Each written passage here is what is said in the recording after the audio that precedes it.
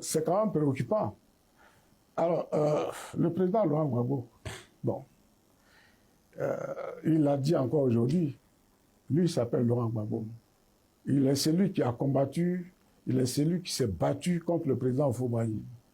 Bon, ne s'entendant certainement pas, il ne s'entend pas parler. Mais ça, c'est l'histoire. Il ne s'entend pas parler parce que il parle pendant qu'il est à côté ou en face du petit-fils de celui qu'il dit avoir combattu.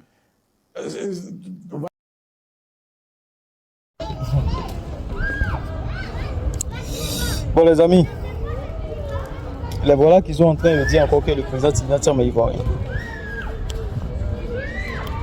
Cissé Bakongo nous dit que le président Laurent Gbagbo, en faisant l'historique de son combat politique, qu'il a eu à combattre le président Houphouët-Boigny, lui-même ne s'entend pas.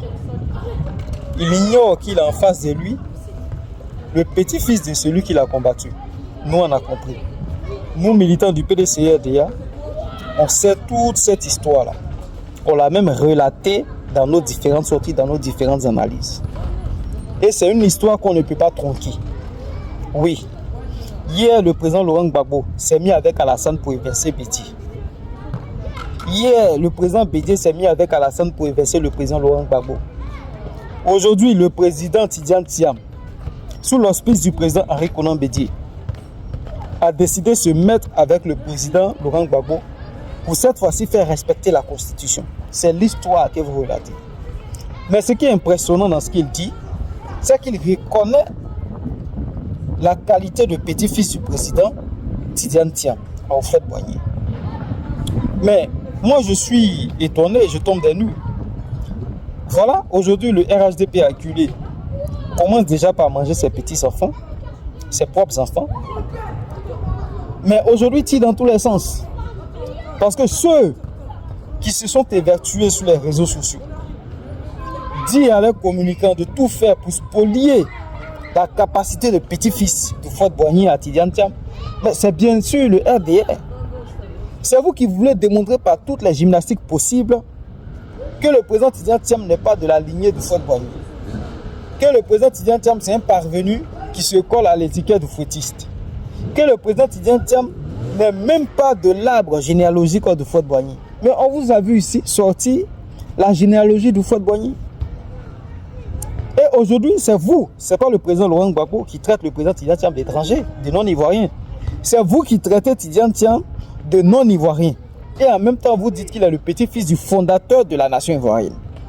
Comment on peut être le petit-fils de celui qui a fondé la nation ivoirienne, qui a créé la Côte d'Ivoire, qui a donné le nom Côte d'Ivoire à la Côte d'Ivoire, qui a travaillé et qui a validé l'hymne national que nous avons, qui a pratiquement tout donné à la Côte d'Ivoire, me taxer de ne pas être ivoirien? Ben, voilà toute l'instrumentalisation du RDR. Et ça, c'est leur essence. C'est-à-dire instrumentaliser les populations, c'est l'essence du RDR. Depuis leur entrée en politique, ils n'ont fait qu'instrumentaliser les populations sur des préceptes ethno-religieux, mais aussi sur des préceptes identitaires. Parce que ceux qui disaient hier être exclus du jeu électoral parce qu'ils étaient de nationalité douteuse, ce sont eux aujourd'hui qui remettent en question la nationalité du président Tidjane Thiam. Et je peux vous dire, s'il y a une chose sur laquelle le RHDP n'avait jamais parié, c'est bien sûr le Front commun qui vient de naître.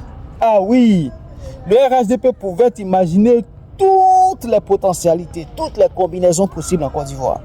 Mais jamais s'imaginer qu'un jour, le PDCI et le PPACI allaient se mettre ensemble. Et ça, on l'a entendu de leur chroniqueur, Atu Banga, qui passe tout son temps sur les réseaux sociaux, sur les médias, en train de dire que le président Laurent Gbagbo ne veut pas entendre parler de Blé Goudé, ne veut pas entendre parler de Simone, et qu'il serait difficile pour le PDCRDA de coaliser avec le PPACI, étant donné que le PPACI, c'est une partie minoritaire qui n'a que quelques membres à l'Assemblée nationale. Voilà leur point instrumentalisant. Hein? Voilà leurs moyens, les canaux par lesquels ils excellent. C'est-à-dire utiliser le verbiage creux pour essayer d'opposer les partis d'opposition. juste pour enfler l'orgueil du PDCI, pour dire effectivement que nous aujourd'hui, nous avons pas mal de représentants au niveau du Parlement, nous sommes ceci, cela, donc nous n'avons pas besoin d'une certaine coalition avec le PPACI. Mais le PDCI l'a déjà démontré. On a démontré que nous pouvons mobiliser.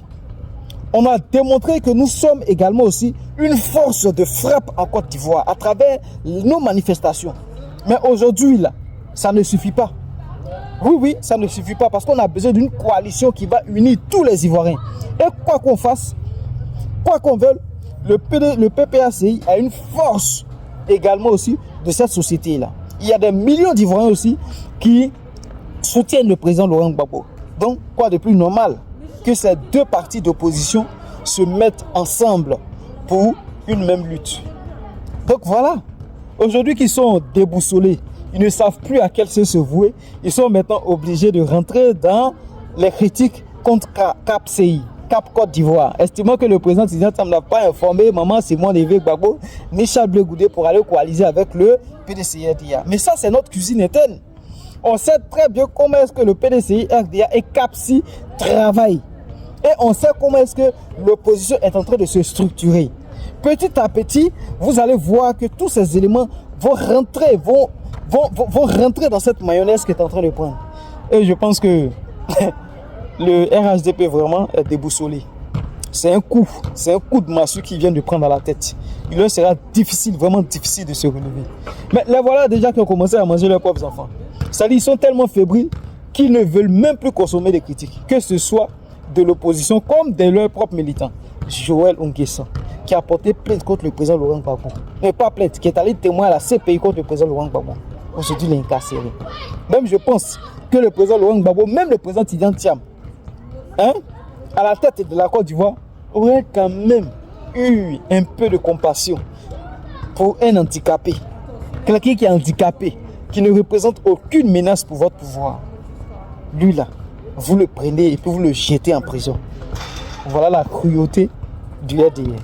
Les amis, Max et Partage, on est ensemble.